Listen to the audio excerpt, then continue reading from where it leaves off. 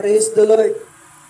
Ang salita po ng Diyos na aking ipaglilingkod po sa inyong mga minamahal, ang iba't ibang uri ng kaligtasan na sinasabi ng Diyos patay sa Biblia.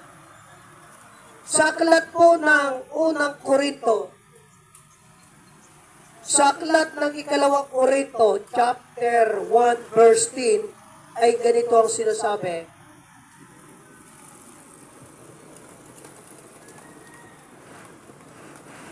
Purihin ang Panginoon. Iniligtas niya kami sa malagim na kamatayan at patuloy na ililigtas kami. Umaasa rin na patuloy niya kaming ililigtas. Praise the Lord. Kaya ito pong salita ng Diyos sa aklat ng ikalawang Korinto, chapter 1, verse 10 ay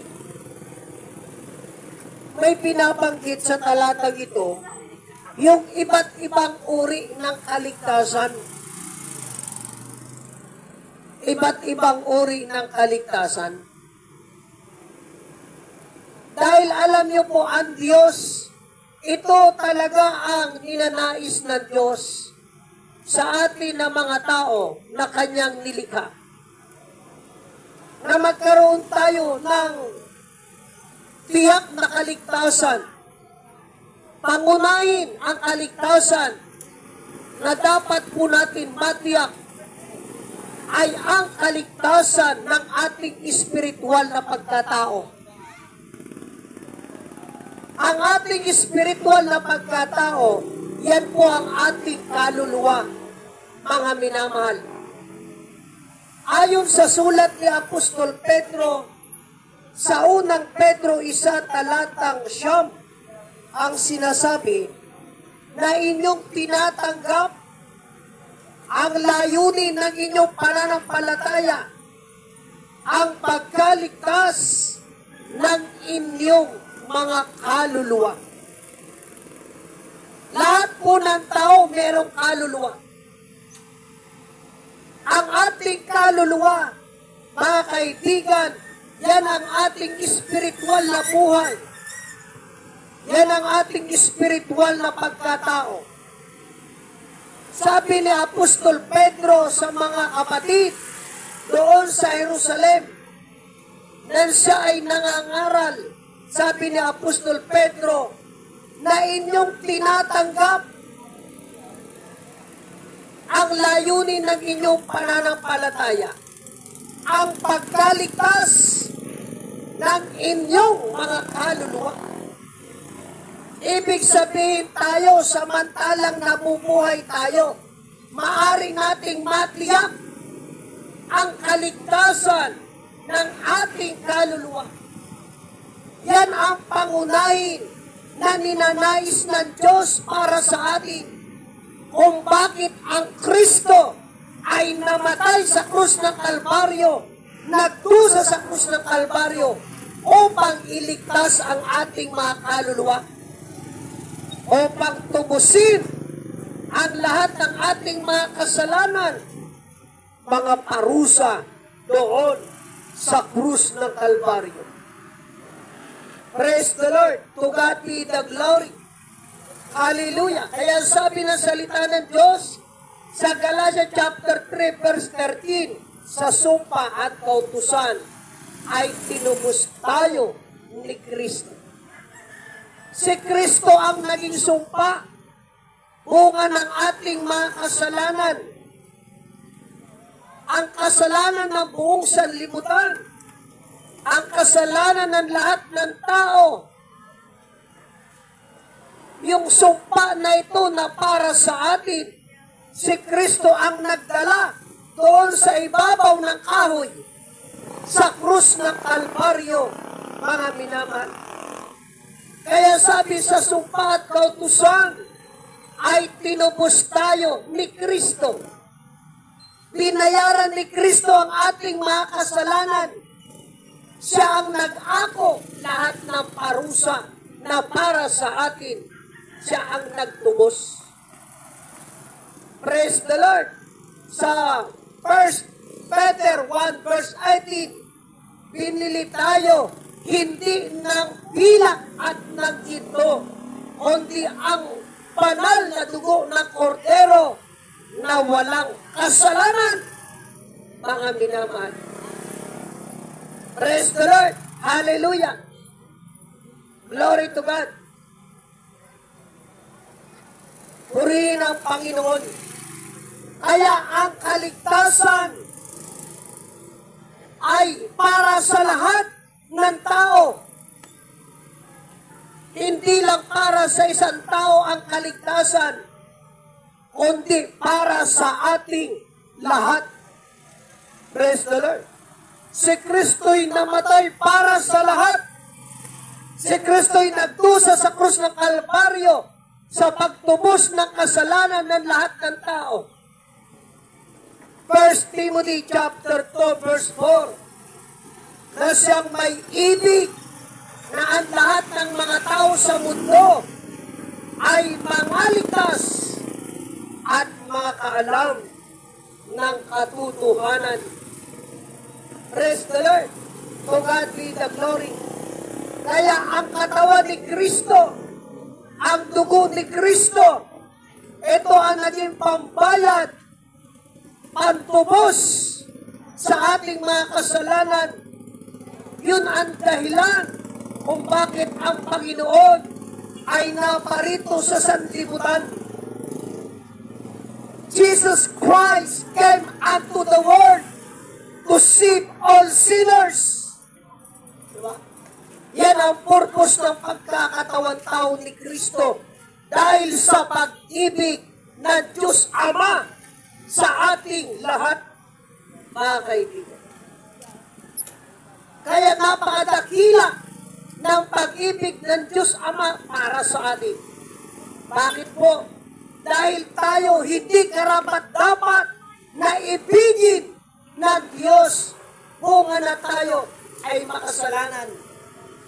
Pero salamat, minahal tayo ng Diyos.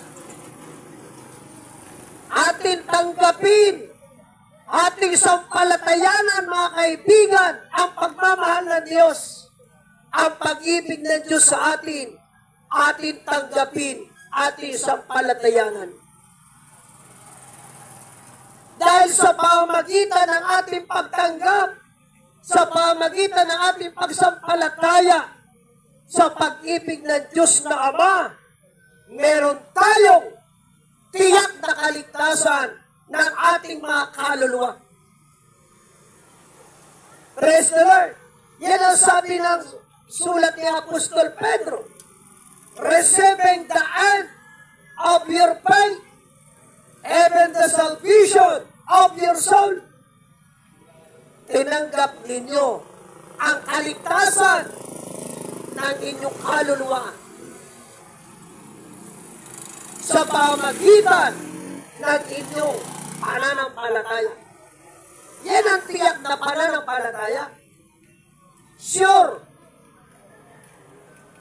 Pag sure ang pananampalataya mo, sure na ikaw ay ligtas, mga kaibigan. Hindi yung pahala na. Hindi yung sa araw pa ng paghukom, malalaman ang iyong kaligtasan. That time na ipinapangaral ang gospel of salvation, yan ang panahon ng pagliligtas. Kaya, ano ang uri ng kaligtasan na ibig ng Diyos? Number 1, yan ang ating spiritual salvation. Praise the Lord. Pag ikaw nabubuhay sa mundo, naligtas na ang iyong kaluluwa, araw-araw ang mga ligtas, ililigtas ng Panginoon. Alam nyo, alin yung araw-araw? Yung araw-araw na pamumuhay natin sa mundo. Diba? Sa mundo, lahat ng panganib narito. Virus, lindol, bagyo. Ay, sabi mo, kakatapos na ng bagyo. 17, 18, meron na naman bagyo na papasok sa ating bansa. Isipin nyo niya, mga kaibigan. Oh.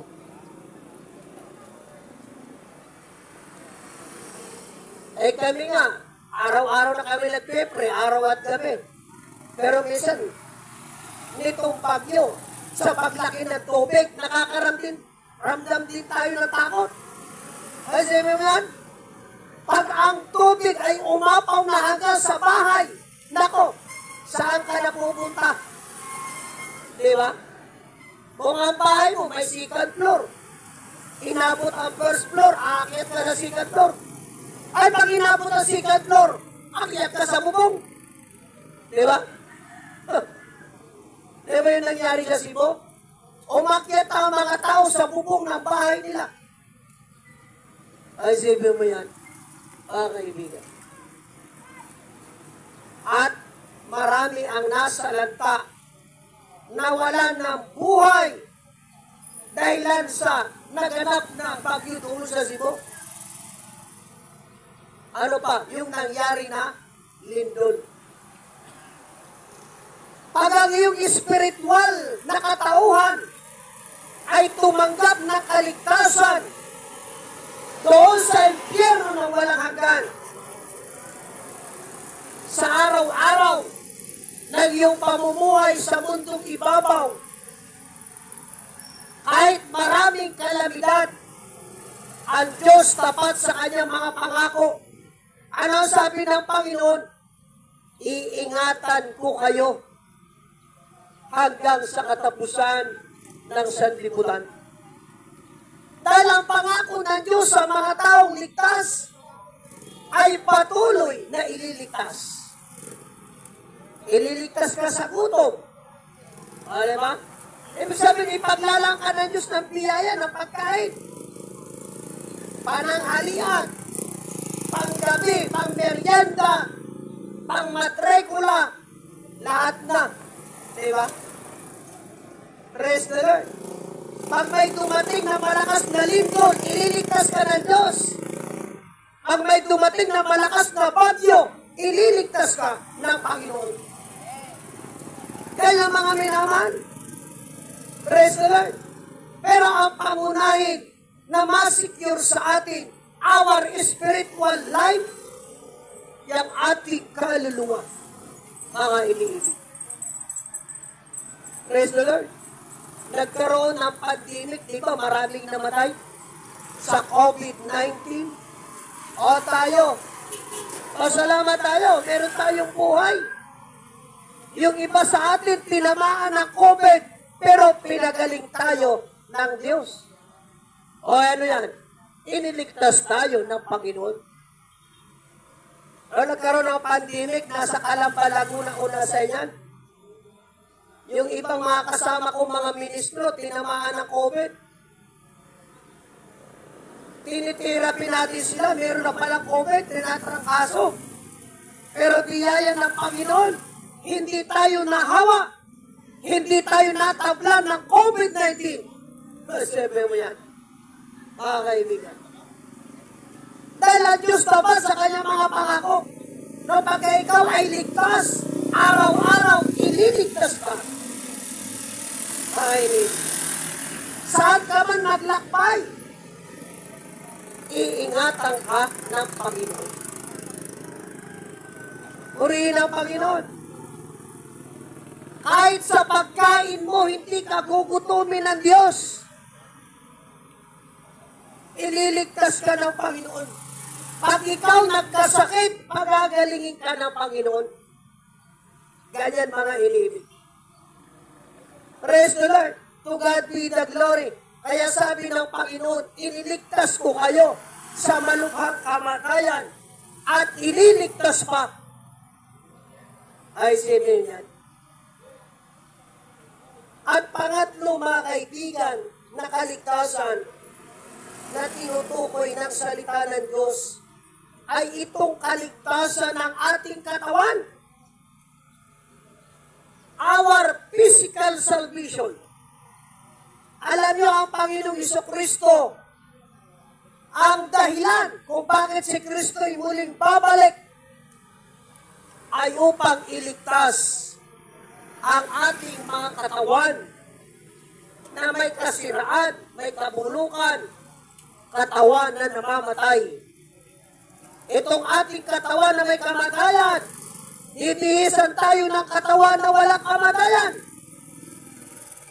Itong ating katawan na nagkakasakit, dibihisan tayo ng katawan na hindi na nagkakasakit.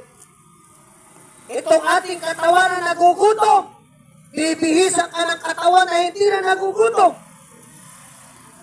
Di ba?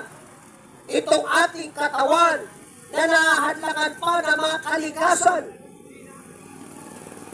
bibihisan ka ng katawan na hindi na nahahadlangan ng kalikasan. Pupunta ka ng Maynila, hindi mo na kinakailangan sumakay ng bus. Pupunta ka ng ibang bansa, hindi mo na kinakailangan sumakay ng eroplano. Ganyan mga kaibigan. We have the spiritual body like Christ. Like the angel. Ano yung mga anghel kahit saan pumunta yan? Mula sa langit hanggang lupa, ang bilis ng anghel, halos 1 second lang yan. 1 segundo lang. Mula sa langit, sa harapan ng Diyos hanggang sa lupa, narito agad sila sa lupa. Ganyang ka-speed ang anghel. Kaibigan. 1 seconds lang. Praise the Lord. To God be the glory. Purihin ang Panginoon. Yang mga anghel, yan ang sumasaklulo sa atin. Yan ang nagliligtas sa atin. Ang mga angel sa panahon ng mga panganib.